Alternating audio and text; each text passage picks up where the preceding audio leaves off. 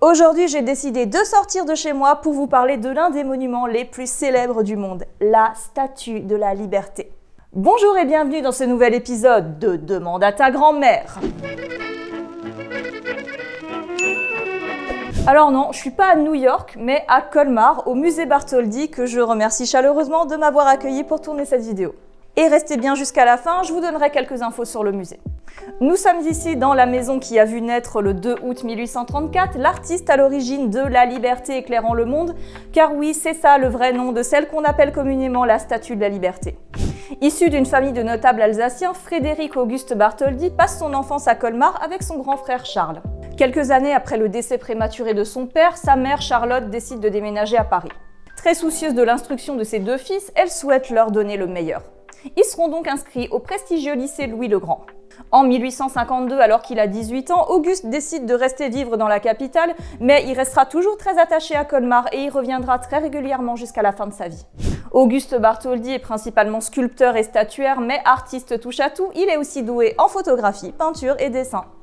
Bien qu'il présente déjà des créations au Salon de Paris dans les années 1850, ce seront les commandes publiques très en vogue à cette époque qui lanceront vraiment sa carrière. Le jeune artiste de 20 ans se verra confier par la ville de Colmar la réalisation de la statue monumentale du général Rapp. D'abord installé aux Champs-Élysées dans le cadre de l'exposition universelle de 1855, le monument sera placé à Colmar l'année suivante, et il est toujours là. À cette époque, Bartholdi s'embarque pour un grand voyage qui l'emmène d'abord en Égypte, puis au Yémen et en Éthiopie. Son voyage l'inspirera pour diverses œuvres, que ce soit de la photographie, du dessin ou des statues. Autre commande publique notable, celle du Lion de Belfort, monument représentant la résistance héroïque de la ville après la guerre franco-prussienne de 1870-71.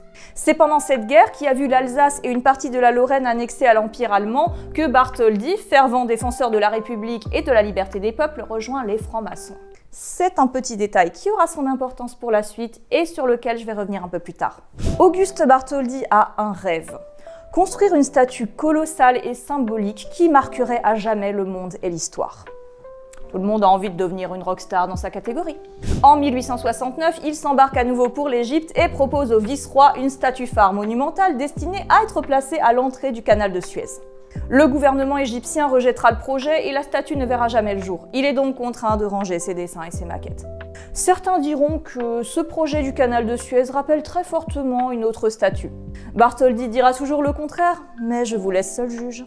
Tout n'est pas fini pour le rêve du jeune sculpteur, bien au contraire. L'opportunité de sa vie se présentera en 1865 lors d'un dîner. Édouard de La Boulaye, juriste, homme politique et écrivain français, évoque l'idée d'un grand projet. Il souhaiterait ériger un monument commémoratif pour le centenaire de l'indépendance des États-Unis qui aura lieu en 1876 et qui représenterait aussi l'amitié franco-américaine. Ce projet devra donc être financé par les deux nations. Et pour ça, en 1874, il a une super idée. Il crée l'Union franco-américaine, disons pour faire simple que c'est un genre d'assaut dont le but sera la concrétisation de ce monument. Le comité français devra s'occuper du financement de la statue et le comité américain du piédestal. Comment ils vont financer tout ça? Ben c'est pas compliqué, ils vont faire un financement participatif. Ulule du 19e siècle. La Boulaye, Bartholdi ainsi que les descendants de Rochambeau, Lafayette et de Tocqueville signent l'appel à souscription qui est lancé en français et en anglais. Toute souscription est la bienvenue, même les plus petites. Le financement est relayé massivement par la presse en France. Que chacun apporte son obol, dit La Boulaye dans son discours, car c'est le nombre des signataires qui témoignent des sentiments de la France. Une maquette de la future statue est présentée lors d'un banquet de 200 convives qui rapportera 40 000 francs. Un bon départ qui donne de l'espoir. Bon après, ça n'a pas été si facile que ça en réalité. Les travaux sont parfois freinés par le manque de budget et donc la statue ne pourra pas être inaugurée le 4 juillet 1876 comme prévu au départ, mais qu'à cela ne tienne, Bartholdi ne lâche rien et des idées pour récolter des fonds, il en a. Car en plus d'être un artiste doué, c'est un publiciste de génie. La main droite tenant le flambeau est déjà prête, alors on prend ça et on l'envoie sur un stand à l'exposition universelle de Philadelphie. Comme tout bon financement participatif, les contributeurs ont droit à des contreparties. Sur le stand, on trouvera à vendre des photos, lithographies, médailles ou encore un album de bord du voyage de Bartholdi avec des caricatures de ses compagnons.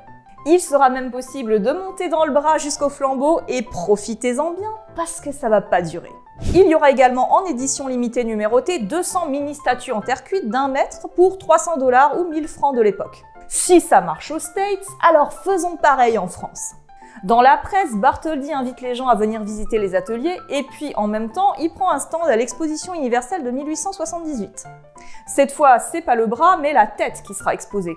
Niveau goodies, on aura des fragments de cuivre estampillés ou des bustes miniatures et bien entendu, pour une petite somme, il sera possible de monter dans le diadème.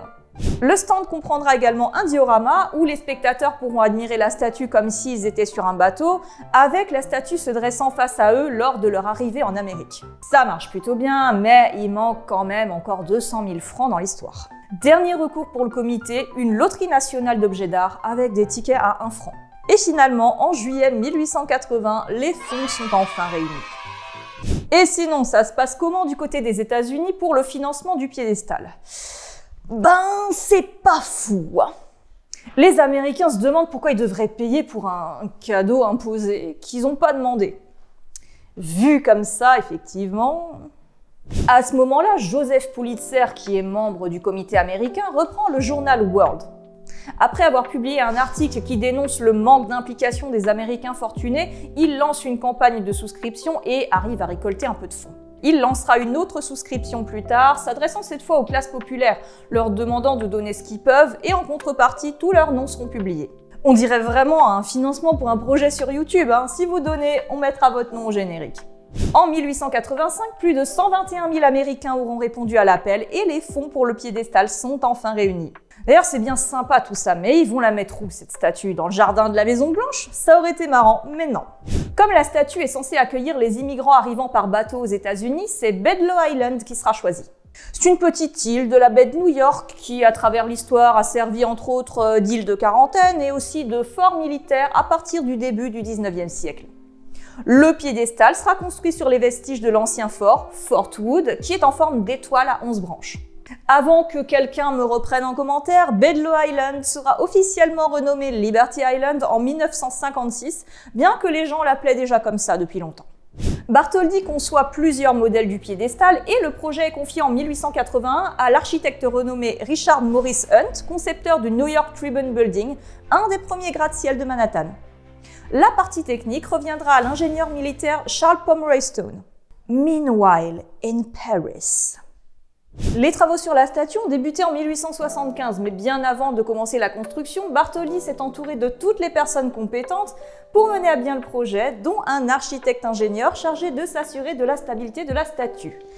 Eugène Viollet-le-Duc, architecte des monuments historiques, connu entre autres pour ses restaurations de Notre-Dame de Paris et du Mont-Saint-Michel. C'est lui qui conseillera à Bartholdi la technique du cuivre repoussé avec une structure interne en maçonnerie pour le bas du corps et une ossature en métal à partir des hanches jusqu'aux bras et la tête. Malheureusement, Viollet-le-Duc décédera en 1879 et Bartholdi fera donc appel à quelqu'un d'autre qui s'y connaît bien en structure métallique, Gustave Eiffel. On raconte souvent à tort que Gustave Eiffel a conçu la structure interne de la Statue de la Liberté, mais c'est faux. L'entreprise Gustave Eiffel, oui, mais lui-même n'a pas été impliqué. Ce travail est confié à l'Alsacien Maurice Koechlin, chef du bureau d'études de la société Eiffel. C'est sûrement pour ça que dans la région, les gens adorent dire que la Statue de la Liberté est alsacienne, et donc c'est pas seulement à cause de Bartholdi. Ah, il serait content, hein, Bartholdi. Hein. Exit la maçonnerie, Koechlin propose quelque chose de plus moderne et de plus solide, car la statue sera fortement exposée au vent dans la baie de New York et devra résister aux torsions. Et oui, c'est vrai qu'il y a du vent, mais il était loin de s'imaginer à quoi la statue devrait résister quelques décennies plus tard. Et vous êtes pas prêts. Et ça va péter!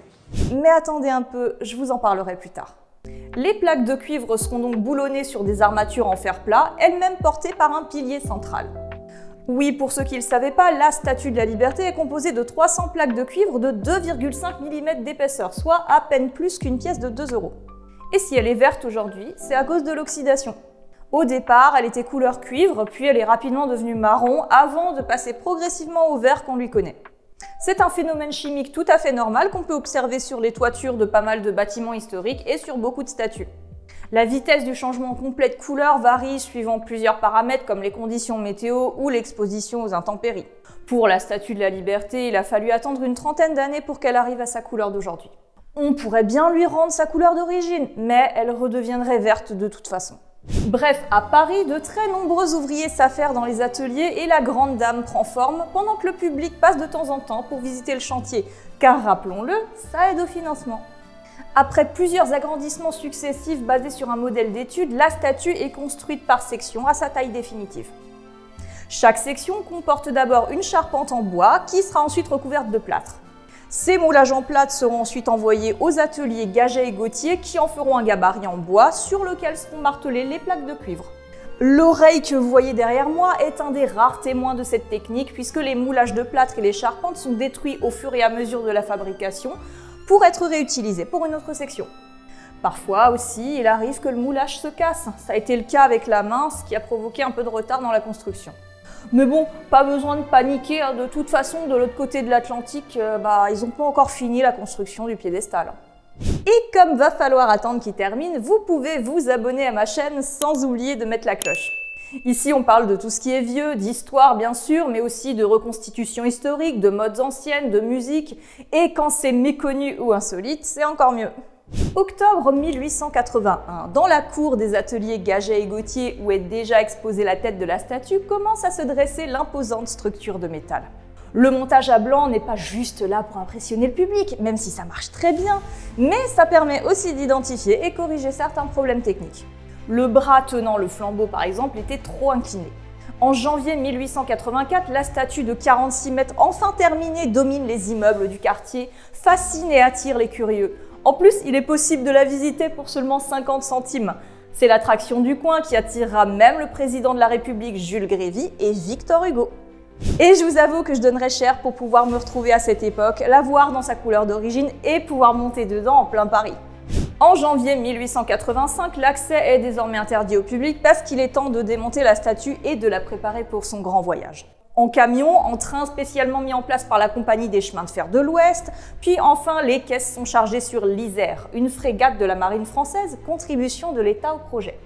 Le 21 mai 1885, c'est le grand départ. Après une traversée mouvementée, l'Isère arrive enfin à New York. Et c'est parti pour une série de cérémonies, réceptions, une grande parade navale avec ministres et officiels de la municipalité de New York.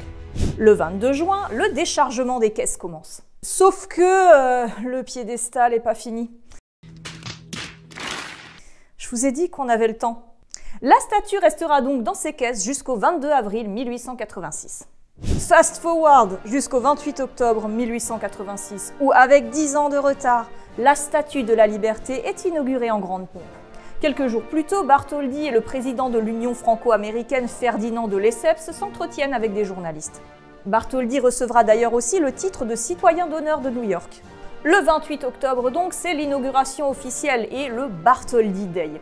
Drapeaux, fanfares, grand défilé militaire, parade navale.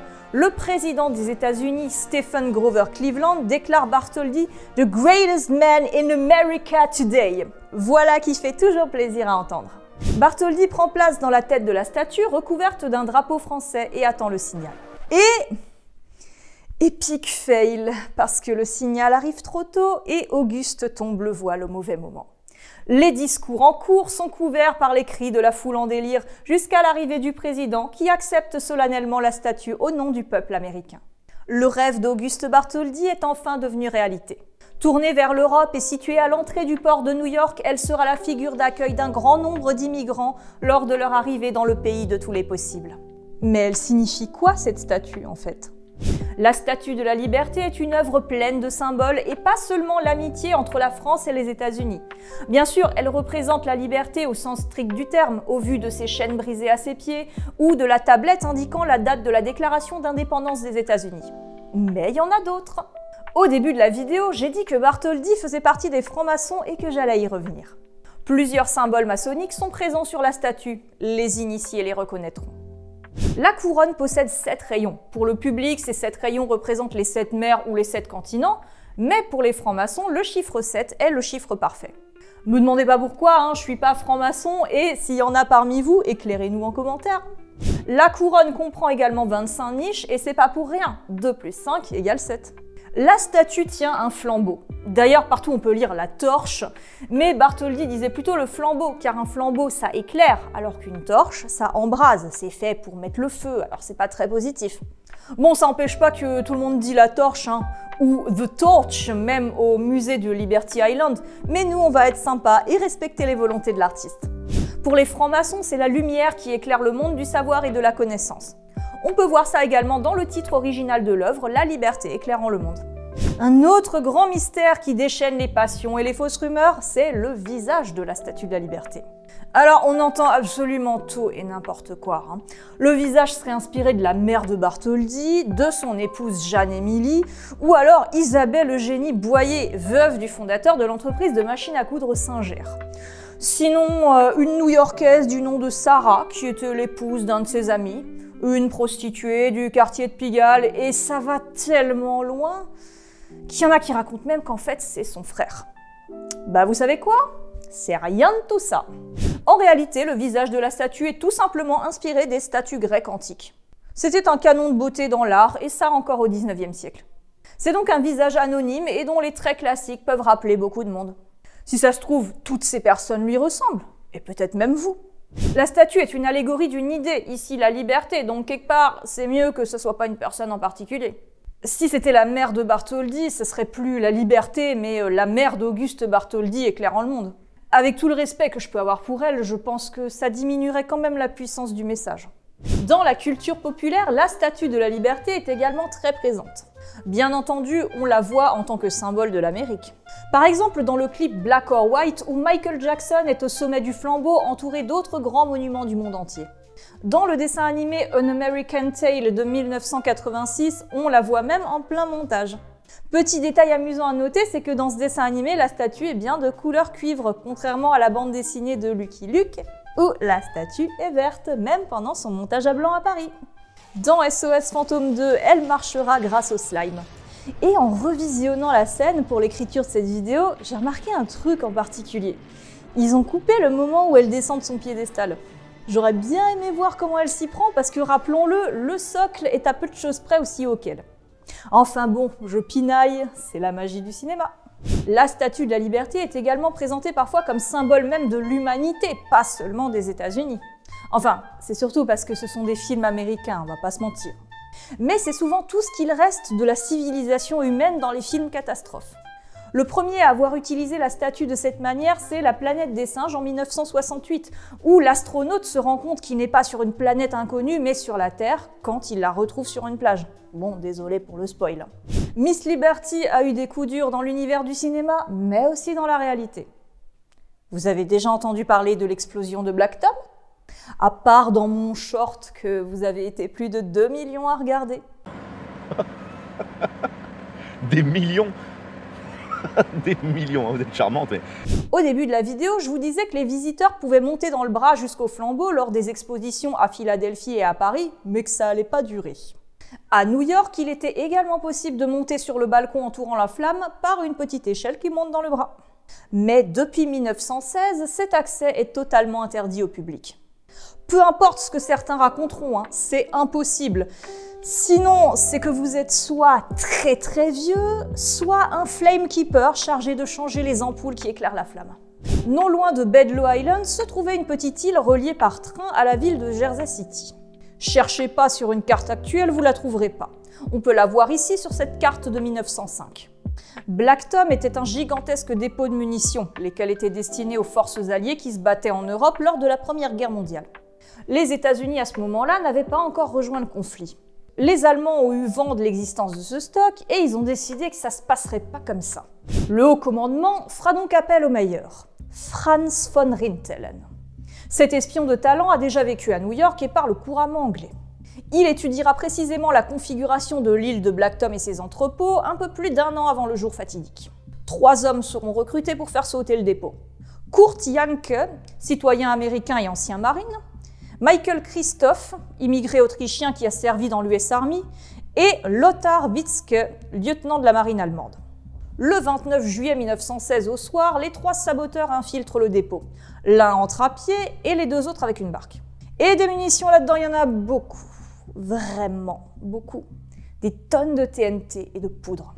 Il place les explosifs à retardement dans les entrepôts et aussi sur une péniche amarrée à un embarcadère avant de se faire la malle. Vers 2 h du matin, les habitants du coin seront secoués par ce qu'ils pensent être un énorme tremblement de terre, évalué à 5,5 sur l'échelle de Richter quand même. La plupart des vitres ont éclaté au sud de Manhattan et à Brooklyn, des immeubles ont bougé, le pont de Brooklyn a été secoué et selon le Smithsonian Channel, la déflagration a été ressentie à 90 miles de distance, ce qui fait quand même 145 km. Et la Statue de la Liberté dans tout ça. Elle a été victime d'une pluie d'éclats, mais les dégâts les plus importants ont été causés au bras. Lors de l'explosion, son bras s'est plié jusqu'à la couronne. Je sais pas si vous arrivez à imaginer le truc. Des réparations ont été faites rapidement, mais le bras étant affaibli, le balcon du flambeau a été définitivement fermé au public. Cependant, le bras n'est pas tombé. On peut dire que la structure interne de Koechlin a bien fait son travail. Pas mal, non? C'est français. Comme les espions s'étaient déjà barrés et von Rintelen était reparti en Europe, le Bureau des investigations américain a décrété que l'explosion était un accident, même si un gros doute subsistait. L'enquête sera réouverte après la guerre et les États-Unis finiront par savoir qui étaient les responsables de cette attaque. L'explosion de Black Tom est considérée comme l'une des plus grosses explosions non nucléaires de l'histoire. Pour revenir à la Statue de la Liberté, de gros travaux de restauration auront lieu dans les années 80, mais l'accès au bras restera fermé au public.